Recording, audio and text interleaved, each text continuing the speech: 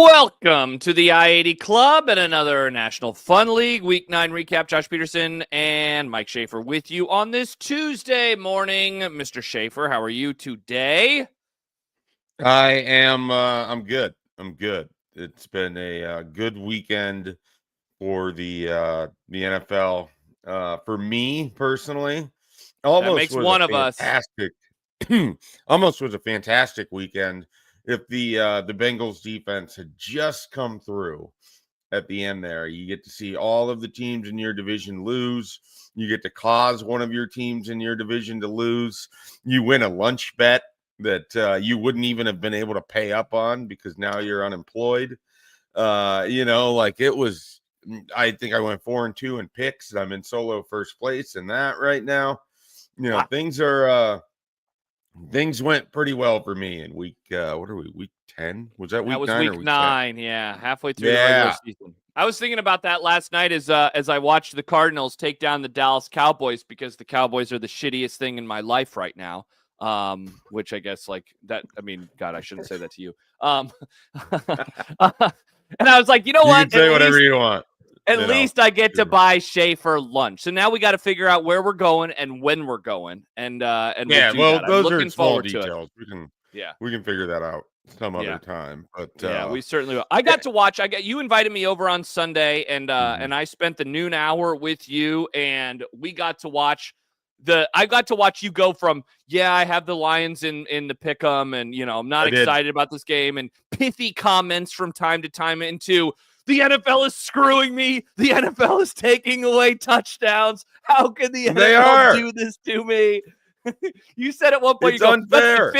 You said that was the 5th touchdown the NFL taken away, and I thought you meant on kick returns, and I was like, wait a second, that can't be possible. And you were like, no, there was the Hawkinson catch. It's like, just regular touchdowns in general. And I got to watch that, and then, as you said, they win, the Packers lose, the Bears almost lost. I mean, it could not have gone any better for you in terms of that noon hour. Plus, we're like, wait a second, this game is good and this game is good. We're flipping, we're moving games all around the TVs. It was always fun to watch the NFL with you, Schaef. Always fun. Yeah, well, and it was a great reminder that the NFL is still just the most watchable thing. Like those games came down to the late window. You get the Lions, Vikings have a little bit of drama. And then we have Houston, Denver has drama. You have Cincinnati and Chicago has drama. I think there was one more. The Packers, Green Bay had, it's all coming down to that final, little stretch there. And you just get to jump from game to game to game. We had actually, you were over. I have the Sunday ticket package. We have it on Vikings Lions. And then over in the corner TV where the quad box is at, you notice that they put Vikings Lions up there for the end of it, and yet that feed is faster than the local feed. It was ahead of the live feed. So then it's like, oh, this is cool. So we scramble and we throw on, I think it was Packers Panthers was that one. Uh-huh.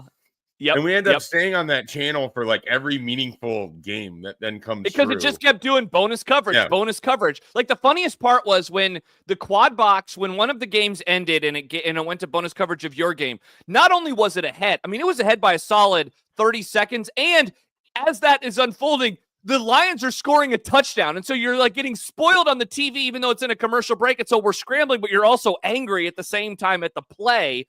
And also, what the hell is happening? And you guys held on. And JJ McCarthy, I mean, you owe him certainly an apology. He played out of his went mind. 14 to 25 for like 143 yards and 2 touchdowns. I mean, I can't tell if you're being sarcastic or not. Well, those are what the box score numbers are. He had some nice moments in that game. Absolutely. He also he did. ran out of bounds when you don't want to stop the clock. He continues to have 5 spaz plays a game because he doesn't know what he's doing. And Kevin O'Connell just refuses to make it easier on him, which, is a source of consternation, I think, for a lot of fan bases as it comes down to their offensive coordinators these days. So, it's a fun win. There's something about the NFL where when you think your team kind of sucks and then they get one of these wins, it just feels extra special. But then when your team is good and they eke out a win, it doesn't feel special. You're just like, I mean, these morons, like, they can't just give me an easy win throughout the season. I gotta be in every one of these 1-score games. So it's all, perspective. And when you think your team is basically headed to the dreaded 8-9, 9-8 area where Minnesota seems to really want to park its car this year, you just full advantage of the opportunities to see them beat the Lions. And that was nice. And quite frankly, it was a reminder that, like, Minnesota does have a lot of talent on their team. They do. Which is what has made this so frustrating for you this year, right? It's all the decisions they made surrounding the talent. It reminds me again of the 2023 season where the Vikings looked like they were going to waste it, and then they come back to get to 4-4, but they lose Kirk Cousins with the Achilles, and then they have a couple nice wins in there, and I'm talking myself into Josh Dobbs. Then they have 3. I was thinking about this for some reason last night. 3 just like losses that make me physically ill when I think about them, with the Denver Broncos loss one that year. Yeah, where they're just fumbling the football all over the field, and then they can't stop Russell Wilson from his check down passes to Pirine. And then so they have that one. Then the Bengals loss where Jake Browning throws the interception literally into the defensive player laying on the ground while he's trying to throw the ball away. And then there's one more in there, and it was to the Bears on Monday Night Football, which are always ugly, horrific losses, right? Like every Bears Vikings game in primetime sucks. Oh my God. And it featured just like everything I hated about this team just playing out, including the punter that's still on this team and still can't hit a meaningful punt when they need him to. And I don't understand this. Like there only needs to be 32 employed punters at any given time. And I refuse to believe that Ryan Wright is one of the 32 best punters in the NFL. Look, he never comes up with a big punt. He has one of the worst averages year after year. He has touchbacks galore. He's just horrible. And yet every year they're like, we're going to bring in a guy to challenge him. And then they just keep Ryan Wright. So if you're listening, Ryan Wright, I think you're awful. Just so you know. Oh, congratulations. In case there was any confusion. Also, like and subscribe, please. We would love to have you here on the I-80 Club YouTube channel. Schaef and I record this podcast each and every Tuesday morning at 7:45 a.m. Central Time, so we would love to have you there. Plus, Schaef, for you on Sunday, getting a win over the Lions. I mean, I don't want to speak for you. Second most hateable team in your life right now. They have easily, I think, taken that spot, only behind the Packers. And, I've watched Lions games I've now watched I watched the playoff loss for them last year. I watched this one. I feel like there's another one over the last couple of years. It is a special hatred when I get to watch games with you. Like the Packers, it's like deeply rooted, and it goes back years and years. All these quarterbacks that they've had that you've despised. This is different. It's new money hate. It's their good hate. You don't like their coach. You don't like their defensive players and how they operate. It's very special. I gave you a nice long rant about Alex Anzalone and what that was an all-timer. Yes, and his home decor and what his vehicle looks like and all of those things. And I was like, this is great. This is so special. And so to get to watch them, on what was a very shitty week for you, to get to watch your Vikings take down. I mean, the only thing that could have made it better would have been the Packers. But as you have told me, you will never invite me over for a Packers Vikings game. I don't need to subject you to that. Yes, that's what you always say. The quality of the game would be good. It would, you've watched several games with me now, and they've been. Anytime we've gotten together to watch a game with the Vikings, it's always memorable. Been pretty good. It's always very memorable. Are you, every week we hop on here and we say, who's good in the NFL? Nobody is good. Nobody wants to keep winning. And this was another week where all the good teams, especially atop the NFC, fell. Is this a week where you talk yourself into them being a playoff team at all? You're sitting currently in the 10th spot. I told this to Bishop last week, Schaef, that like take the top 14 in the AFC or in the NFC and the AFC combined, the playoff teams. I really don't think we're going to see a whole lot of movement. I still feel that way, though. Now the Chiefs are technically outside of the playoffs, which I don't expect that to continue. Yeah, that's your top team in the league, if I recall correctly.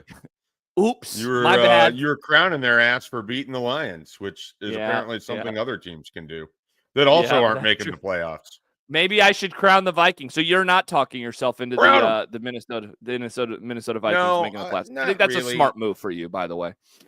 I mean, there's a lot of teams they would have to jump. Now, the thing that they have going for them is that they play all of these teams in front of them in the NFC North 4 more times. You get the Packers twice, you get the Lions and the Bears each once, and they get the Lions and Bears. They won both of those games on the road, so they get them at home. And so, the hard thing is I don't trust JJ McCarthy, but you could make the case they're maybe the 8th team in the NFC right now if you go Eagles, Packers, Lions, depending on how you feel about the Bears and Vikings. But so we'll say Eagles, Packers, Lions, Bucks, and then you get the Seahawks, Rams, 49ers. I think Minnesota's better than the 49ers. I really do. Yeah, that's not a surprise. They're 6-3. I don't know how they're 6-3. Seemingly every week they underrated coaching and then pulling out just wins out of the skin of their teeth. This happens. This happens. Why can every other NFL team do this, but not the 49ers for you? If the Vikings did this, you'd say, wow, look at that. Excellent coaching, great fortitude. But the 49ers do it, and you poo-poo it every week. Because they're doing it with Mac Jones, and I just don't accept it. Yeah, that's what shows how amazing they are. And Adrian Martinez, congrats to Adrian, first Husker to take a snap at quarterback in a game, in a regular season game, since what? The Bush administration, maybe? I don't know. It's been a long time. Maybe the Reagan administration. Is this the equivalent of arguing whether Nebraska, if they win in Dayton, it counts as an NCAA tournament win because he finished his career with Kansas State, so technically he's not even a Husker.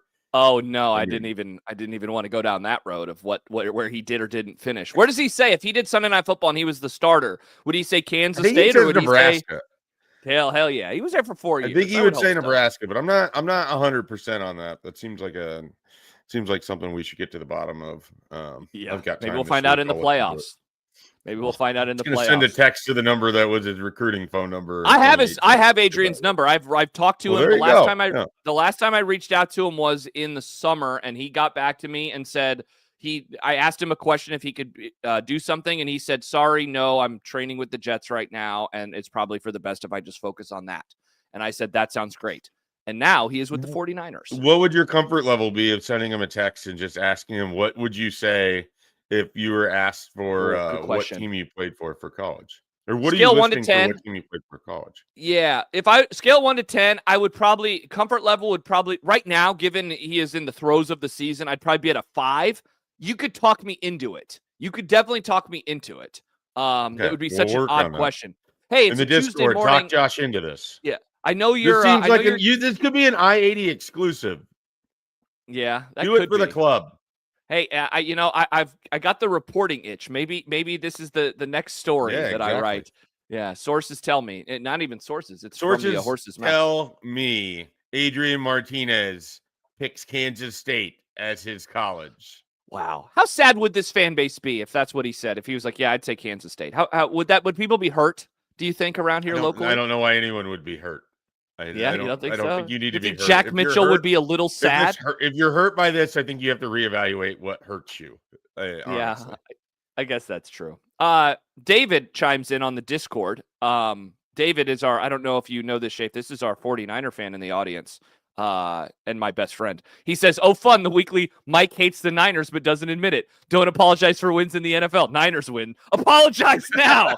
And he has it. I would hope that teams are better than the Niners. They are basically playing a practice squad. Yes, the Niners need to apologize for their wins, Schaef. Apologize, San Francisco. I want the apologies. I want them. I don't, partly because I'm still mad about the Seahawks won in week 1, the Cardinals won in week 3, and the Rams. Basically, they're voodoo wins over their opponents. It's incredible, yeah. But look, they're 6-3, and you can't take that away from them. But I'm not going to think that they're better than Minnesota. So that was the distinction there for me. Man, you know what? Let's hope that there's the only way that they play in the playoffs is if they both make it and win, because there's no way in hell the Niners or the Vikings are winning their division. So we can't even see a round. This have to be a round 2, if not an NFC Championship game. You know what? Weirder things have happened. Maybe we'll get it. The 49ers have a pretty manageable schedule the rest of the way. The one thing is, I mean, there's a world where they could lose their next 3 games. Like the Rams Sure. easily could lose that game. I know you think they were trash, but they did just win last night. The Cardinals, they could lose that game. They won by 1 the last time. Cardinals suck ass. That team sucks. They've just got to play the Cowboys. They're such garbage. They're really not. Like, I mean, they're they not suck. Garbage. Yes, they are. They're terrible. Suck? They're terrible. I watched them. They are not a good football team. They lost. I know they lost 5 in a row, and they were all by like 13 total points. Yeah, I know. They're not good. I mean, they're not a good team. Okay. Their guy dropped the ball. Remember the guy? He dropped the ball at the goal line. They suck. They're a terrible team. They're a terrible DeMercado.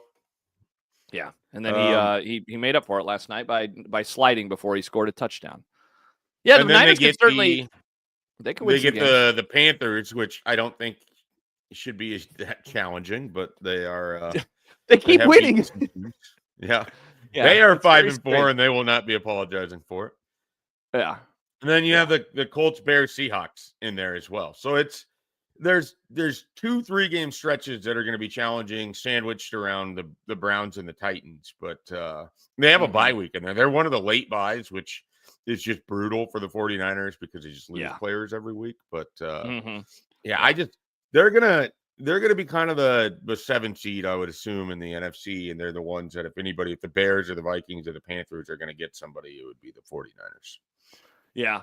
Who do you like most in that division right now? You're a Seahawks guy, if I remember. I've been the Seahawks the entire time. Close. I mean, they have the best quarterback. They have the best player in Jackson Smith-Njigba. No. Let's unpack the quarterback thing real fast. Do they have the best quarterback, or do you think that they have the quarterback that is most likely to make it through the season without falling apart because he's not 100 years old? I think they have the best quarterback.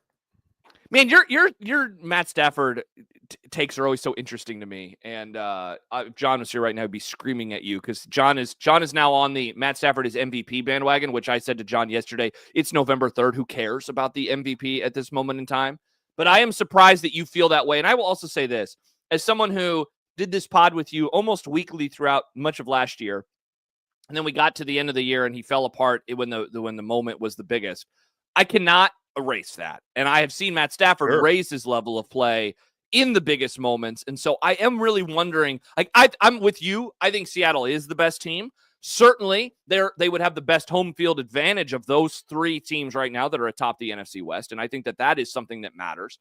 But best quarterback, I cannot meet you there. I would rather have Matt Stafford, but can he make it through an entire season without getting hurt?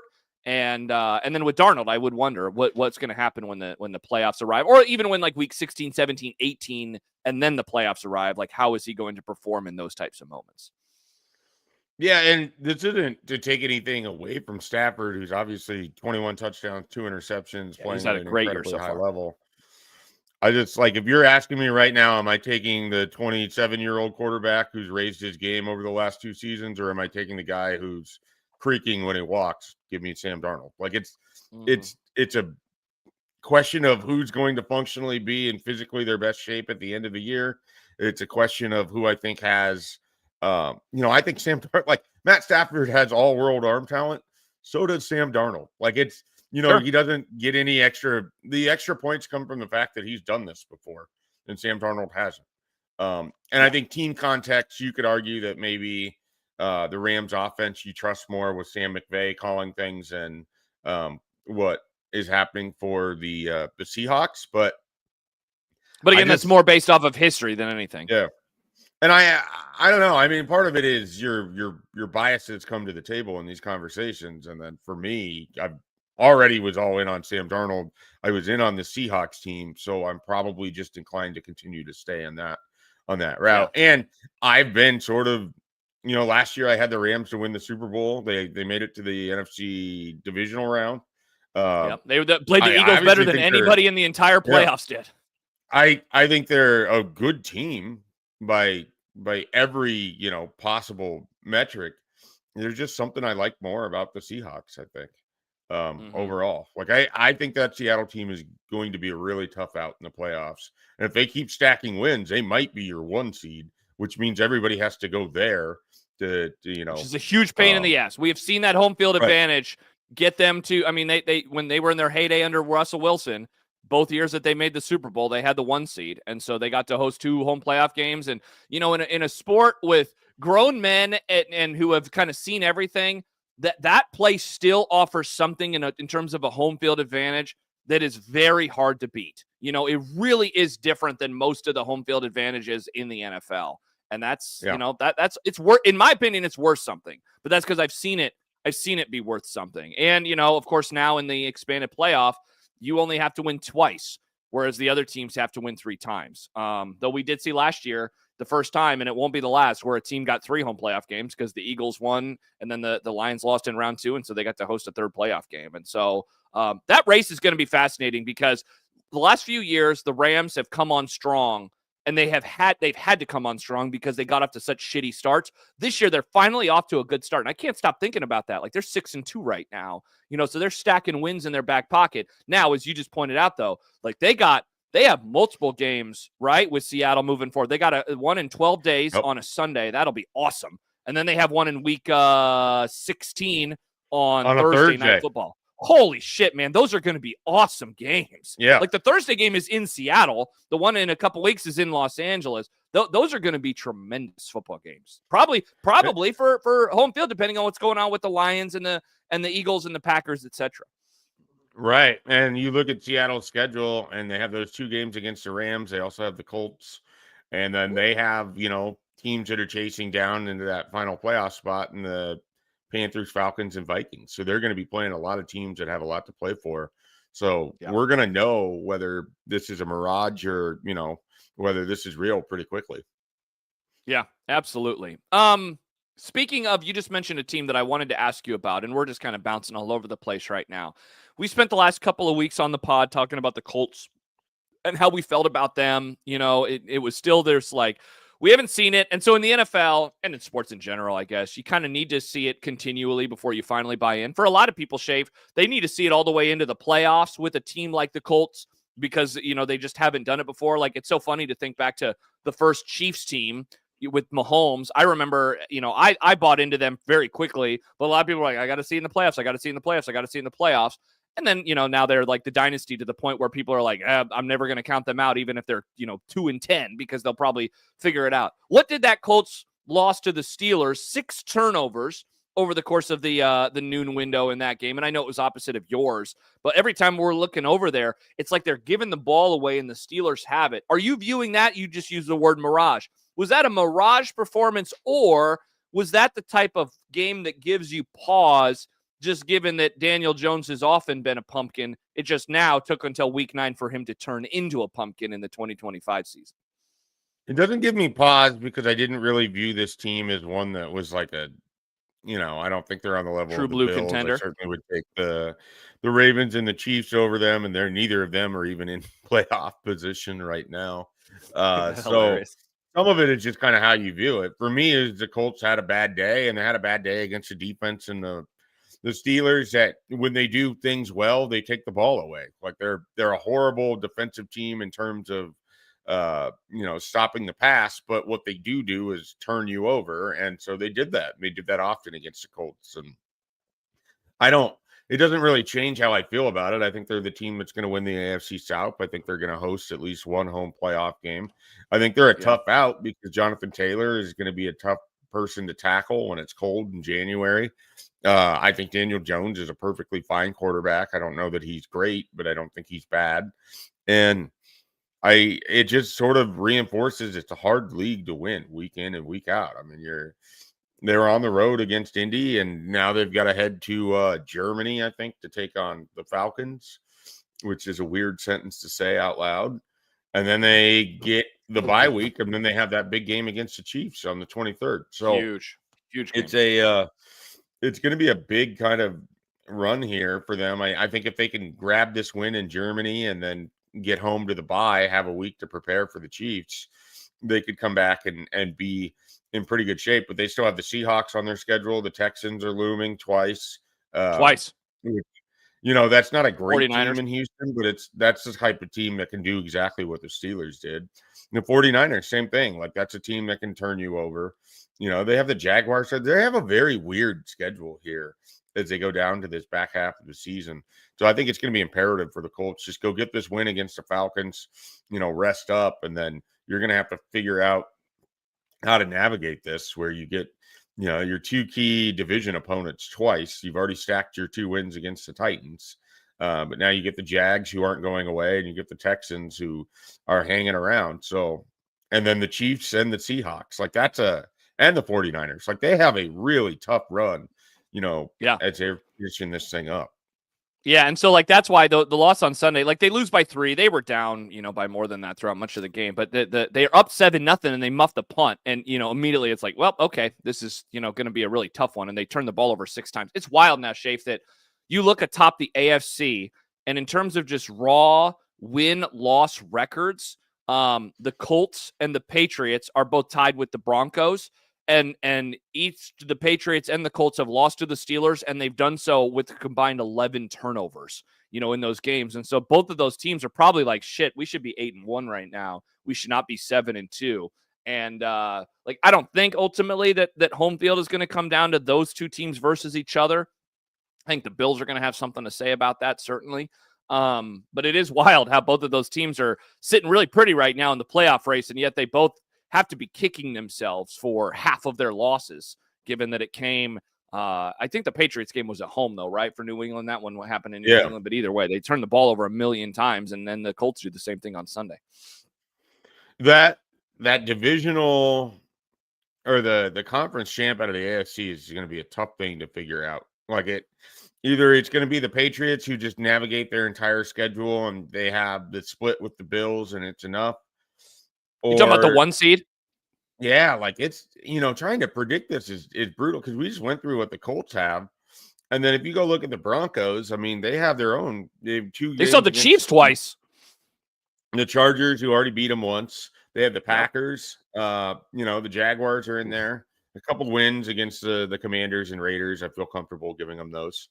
But that's going to be a tough one to get to the finish line. Is it our trusty Bills? Could the Bills just win out? Are we in win out? No, because they get the Bucks. They have the Steelers. They have the Patriots again. They have the Eagles.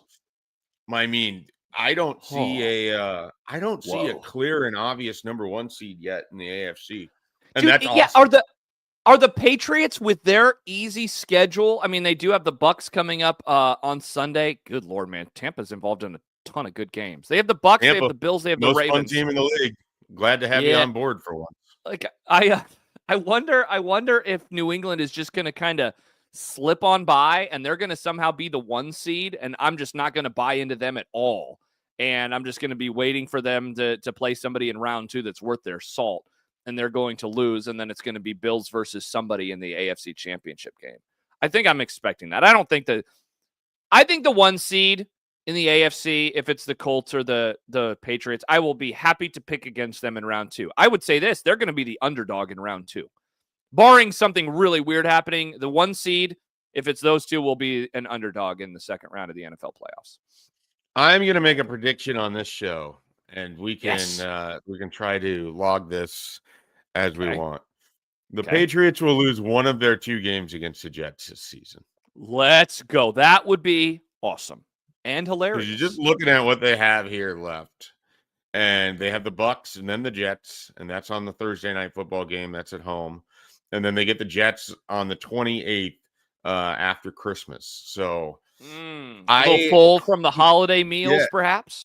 It's easy for me to see all of these teams have 2-3 more losses. I don't think we're going to have anybody with just a sparkling record like we saw with the Lions or Minnesota last year, or even the Bills. Like a 12-5 AFC number 1 seed. Yeah, that's kind of what it feels like. 4 losses is going to be the best anybody does, and it wouldn't be shocking if 12-5 is. Yeah, and I think that's good because I think that describes what this year has been for the NFL.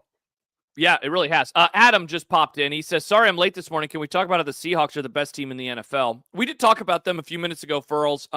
We like them certainly right now near the top of the NFC. I did want to ask you. I got mad because I just didn't give enough respect to Matt Stafford.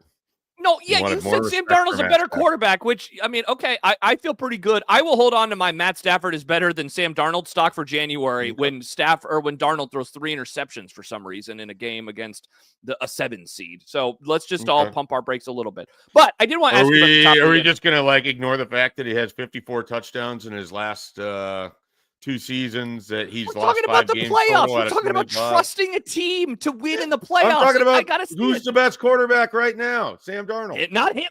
Stafford still has the numbers. What are we doing here, Shay? You're Matthew Stafford as the Lions quarterback.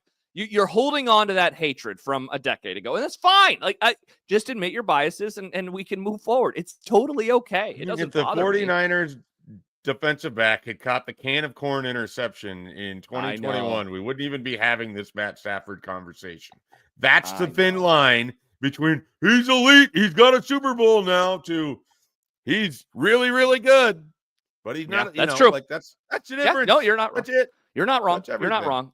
All right, top of the NFC right now, the Eagles, who did not play, they had their off week. They are the current. Dude, a great off week because the Bucks were off this week too, right? And so both of those teams watch almost all of not all of them, but the Lions lose, the Packers lose, and so both of them now one that won moved with to the Bears. Well, yeah, I guess the Seahawks and then the Rams also and the 49ers. Yeah, exactly. That's what I was like. Oh, nobody else won. Yeah. And so So the Eagles, they get Jalen Phillips, which I went on a rant on my radio show yesterday. Triggered. I'm just so upset by this. Howie Roseman, can we arrest this man? He is doing something illegal. I don't know how they have any salary cap room, and yet they continue to find it. Were you Jesse Pinkman? You can't keep getting away with it. It makes me so mad. I did want to ask you about the hated Green Bay Packers, because they are now 5-2-1 on the year. They lost to the Panthers. This is a team that when the opponent on the other side is a name team, a good team, a contending team, they play among the best football in the NFL. When the opponent is not that, when it's the Bengals or the Browns or the Panthers or the Dallas Cowboys, they just decide to sink into the muck. They host the Eagles on Monday Night Football. Are they going to have another tremendous performance where everyone that you hate in the national media leaves and says, see, I told you Packers are the best team in football? Like, this is going to cost them eventually. And now they have Tucker Kraft, who's out for the year with the ACL. And so, like, he's their best offensive player. And so that's going to really cost them. I wonder how you view the Packers right now, given that they have some really nice wins, but they have some really stinky losses through the first half of the regular season. Yeah, I mean, their really nice wins are the Lions and the Steelers, right? Because otherwise it's the Commanders, the Bengals, and the Cardinals. I would say I would give them a tiny bit of credit for the Commanders win just because of when it happened, but I mean, I'm fine with, not mentioning that. Yeah. Yeah. Certainly the other two that you mentioned, though. Yeah. That's fine. Here's the thing with them. Like, I don't know that their offense is that good passing the football these days. Like, I know that he threw a bunch of yards against the Steelers, but they have the 32nd pass defense in the league. And he threw for a bunch of yards against the Cowboys, and they had the 31st pass defense in the league. But for the most part, it feels like they can get yards, but they can't get points through their passing game. Now you don't have Tucker Kraft, so, like, that's his top guy to throw to. And I am kind of fascinated, like, how they sort of pull this together. The defense hasn't been as good as you would hope at times if you were probably a Packers fan, but it hasn't been 100%. I mean, the 40-point game against Dallas feels like an outlier relative to most of what the season is. But yeah, you look at this game against the Eagles, and you kind of know how the Eagles are going to play against them. Like, they're just going to do the same thing they did in the playoffs. They're just going to grind it out. And I'm not entirely sure if Green Bay is built for that kind of game or not. Maybe they are. I'm just not sure. They're a very schizophrenic team. It's, hard to figure out why it is as difficult as it is for them to kind of show up and play similar football week in and week out. Yeah. But they have talent. It's not like they lack that. I think Matt LaFleur is a pretty good coach. Like, he's getting wins with lesser players than Jordan Love, but doesn't it just feel like there's something that's off between their dynamic or just a team in general? It should look better than this. Yeah, let me ask you this. Is he, and this is kind of a Bill Simmons-ism, is he like the worst, Jordan Love, is he the worst good quarterback in the NFL? Yeah, I mean, I like my whole Jordan Love contention is that he's aggressively fine, but he's not someone that I would want to build my entire team around. Aggressively fine is awesome. Like that's like if Jordan Love is your quarterback, you should feel like you aren't giving away the position, right? Like it's not like you're running JJ McCarthy out there or you're running one of these other shitty quarterbacks right now out there. You should feel like you have at least a league average quarterback. And I think that you do. And they have a really good running back in Jacobs. So it's, you start with that. But there's something about their passing game where it's either like looks amazing or they can't do anything when the field gets smaller. And I don't understand. Yeah, that red zone almost interception on Sunday was horrible. Oh my God. It's very confusing to me why it's this much of a struggle. And it's, none of those guys are like bad. Like Romeo Dobbs is fine, or Dubes. I don't know how it's pronounced. Dobbs. Yeah. He's fine. Christian Watson's just coming back. I think there's a lot more expectation for Matthew Golden than what he has actually played as, which should have never been that much expectation for a rookie wide receiver. Because they were so pumped because they finally drafted a receiver in the first round. It's he's probably going to be really good. Yes, I agree. It's an offense full, and it's been this way for years. Outside, and then they finally had Tucker Kraft emerge, and now he's hurt. But it's an offense full of B players, and so that wins a lot of games in the NFL, right? Because I do think LaFleur, I think he's a really good offensive mind. I think he's a good coach. I'm with you. And so he personally, I think, is able to raise their level of play to the point where they will always be a playoff contender, barring, a catastrophic injury. They will always be in the mix, and they're going to be able to beat teams that are better than them, but they also sometimes play down to competition. But when they play teams like the Eagles, or let's see what happens later this year, the Seahawks, the Rams, like those types of teams, I think it's really difficult for them. And so the win over the Steelers is nice, and that was a really good performance. They kicked the shit out of them. But you and I have been on this pod every week saying we don't really buy into the Steelers. So how much flowers am I, and now I kind of kicked myself for a week ago just being caught in my feels, because I will admit that a lot of it is just having Micah and it just annoying the hell out of me, but you watch that game against the Steelers, another team that I view as fine, not a true blue contender. And it's like, congrats. Aggressively fine. Aggressively fine. Let's see you play the Bills. Let's see you play the Chiefs. Let's see. We're going to find out. They're going to play the Eagles, coming up. We're going to learn a lot about them in that game against the Eagles. And I don't think it's really going to go well for the Packers, but maybe it will, because for whatever reason, when they play the good teams, I mean, that win over the Lions is going to be in my head for a while. And then they're going to play them on Thanksgiving in a few weeks. We'll learn a lot about them there, but it's, we're going to know everything about the Packers soon enough, because you get the Eagles and then you get the Giants. And then after that, it is a march. It goes Vikings, Lions, Bears, Broncos, Bears, Ravens, Vikings. Whoa. Yeah, that Broncos game, we were watching. That was another one of the games that we had on and that we got bonus coverage of, and that was ahead of another one of the streams on Sunday. I don't think that team is going to be able to go on a 3-week run to the Super Bowl, but that defense can put you in a locker. And that matchup could be really, really interesting to watch, just to see what they do versus Jordan Love. And then Bo Nix pulls a play out of his ass again in the fourth quarter, and suddenly the Broncos have won their 18th straight game or something like that. So they're kind of a tough hang, but they're I don't like their games are always kind of fascinating in a well, you're not going to see this very often kind of way. Like the Giants one, for example. Right. And so I have kind of enjoyed the Broncos this year. It's like the team where I don't watch them for the first half of the game, and then probably around the third quarter, it's let's check in on the Broncos, and then you're dialed in as they have another weird, inexplicable come from behind win. Schaef, we're near the end. We're just about to say goodbye. I barely talked about the Cowboys. I don't want to.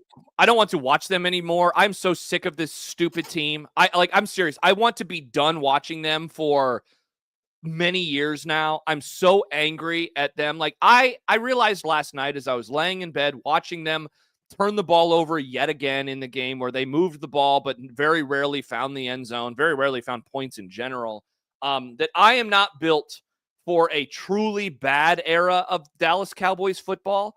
they have mostly been, you talked about the Vikings earlier. They have been in the 8-8 or better zone really my entire adult life, like starting when I was in college. Yeah, 2007. And so I guess my senior year of high school, the Tony Romo era and beyond. They have always been either 8-8 and better or rarely worse, but that is always because of him getting hurt or Dak getting hurt. And so like I've always lived in this world where if my quarterback is healthy, they will at least be in the playoff mix, if not better. And then if the quarterback gets hurt, they will be bad. And that has happened. The quarterback got hurt in 2010, in 2015, in 2020, and then last year, right? So 4 of the years since 2006. And those years sucked. Now the quarterback is still healthy. They are 2 games below 500. I owe you lunch because the Cardinals, a team that I still maintain is bad, beat them. They traded for Logan Wilson of the Cincinnati Bengals. And, all the advanced numbers apparently say when he's on the field, the Bengals defense was not the worst of all time, but it was just bad.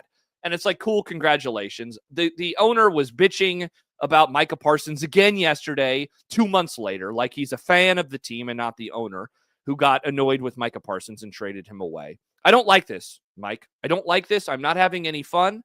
And they also can't even, I'm not a tank guy. You are not a tank guy. They can't even tank if they wanted to. The quarterback is $60 million. The receiver, I believe, is still the highest paid receiver in the NFL, though maybe somebody has surpassed him there. I don't know for sure. Like, they have guys on the roster. This is not a Brown situation where it's like throw the season away. They can't really do that. And Dak is under contract for multiple more seasons. CeeDee Lamb is under contract for multiple more seasons. I just don't know what to do. And then the teams that I hate the most in the NFC are contenders. Like, it is the worst world to live in. I don't like this world.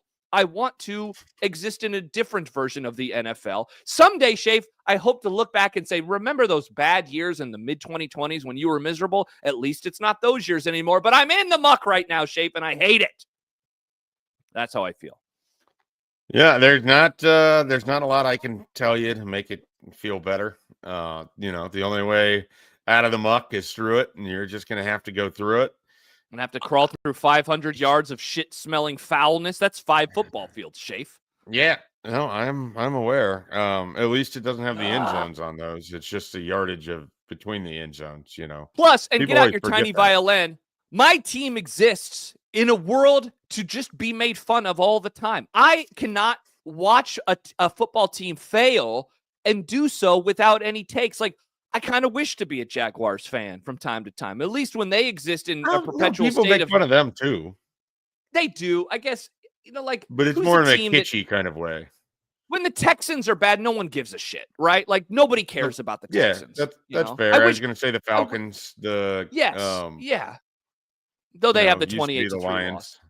Yeah, you just get to exist in a world where no one cares. But no, Stephen A. Smith is in the owner's box last night. Like, what are we doing? Like, this team is built. I don't like this type of mess in my life. And yet the team that for some reason I glommed onto as a child is the exact antithesis of who I am. And yet, Schaef, their failures, they feel like an affront to me as a person. And that is the part that I can't get past. I feel that people view me as a lesser human being because I'm a Cowboys fan. And I can't get over that. I don't like that about me. Yeah, I don't like this. It's just, I wouldn't say it's a red flag for character by any means, but it makes you question one as a decision maker for sure. Yeah. Oh, how are you spending your Sundays? Just, self-abusing while watching the Cowboys. That's what Josh Peterson does. I texted Riss last night because I was watching the game with my dad, and I said something about how I hate everything, blah, blah, blah. And all she responded was, sorry, sweetie. Like, bummer for you. Like, she well, how can she relate? Bingo! Yeah, she has the best franchise. Your team's out here with somehow 700 draft picks to trade for veterans every year, so they can just $8 billion in cap space. It makes no sense. Yeah, the Dodgers of the NFL somehow. I'm so impressed. I'm so jealous. I'm so jealous. If she's listening right now, I am so jealous of your team and how they operate. It is deeply upsetting to my core.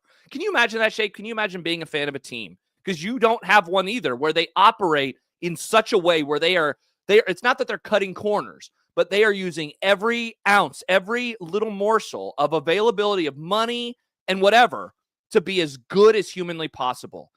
Cost eating salary 8 years from now be damned. Like, that is the freaking dream. Well, I mean, that is the absolute Vikings have done that in the past. They mortgaged the future for Brett Favre, or they, I mean, I've been in scenarios like this. And Minnesota, I guess I was thinking of the Guardians, because the Guardians never do. Oh, yeah, no.